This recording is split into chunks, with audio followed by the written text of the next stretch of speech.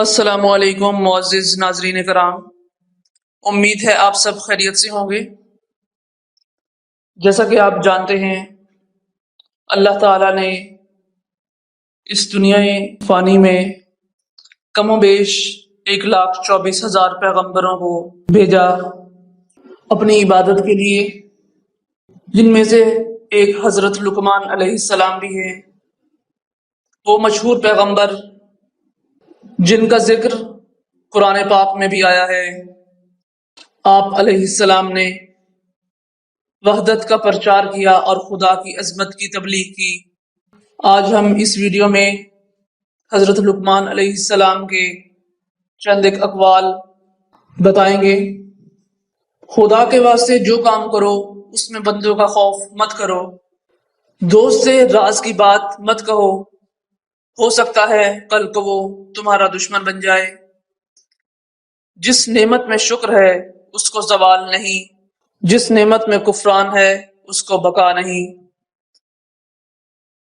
دوستی حق کو سرمایہ نجات خیال کر کہ بغیر سرمایہ کچھ فائدہ نہ ہوگا۔ جاہل لوگوں سے کم مل ورنہ وہ تجھے بھی جاہل بنا دیں گے۔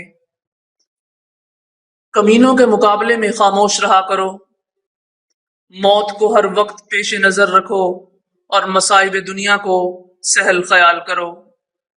زیادہ سنو اور کم بولو، کھانے سے بھوکا اور حکمت سے سیر رہو۔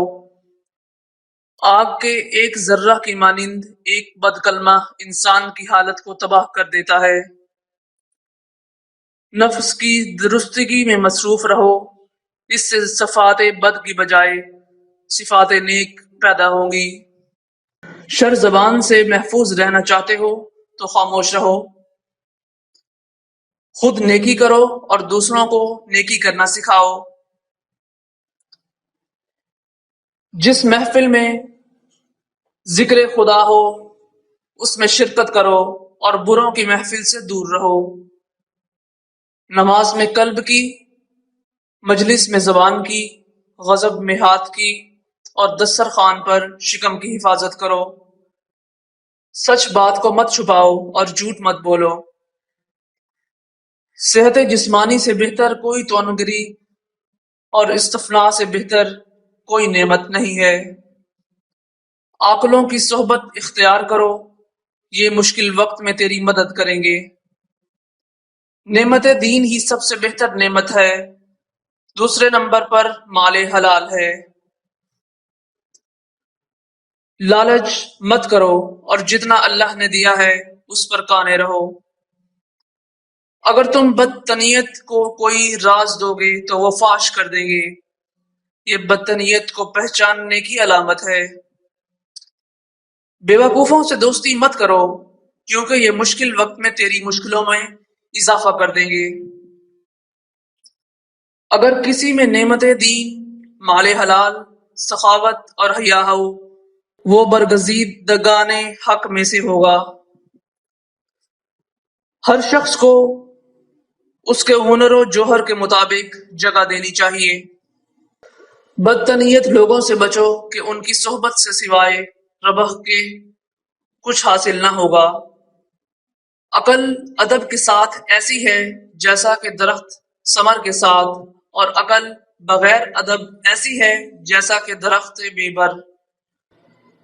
جس طرح بارش خشک زمین کو زندہ کر دیتی ہے، اسی طرح صحبت علماء سے دل زندہ ہوتا ہے۔ اگر لوگ تم میں ایسی صفت بیان کریں جو تم میں نہیں تو مغرور مت بنو، کیونکہ جاہلوں کے کہنے سے ٹھیکری سونا نہیں بن سکتی۔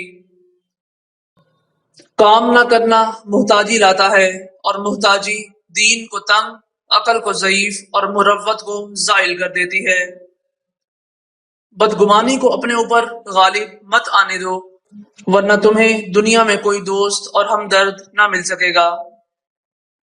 اگر کوئی کام کسی دوسرے کے سپرد کرنا ہے تو دانا کے سپرد کرو، اور اگر دانا میسر نہ ہو تو خود کرو ورنہ ترک کر دو۔ جو بات تم نہیں جانتے منہ سے مت کہو، اور جو جانتے ہو اس سے مستحق کو بتانے میں دریغ مت کرو۔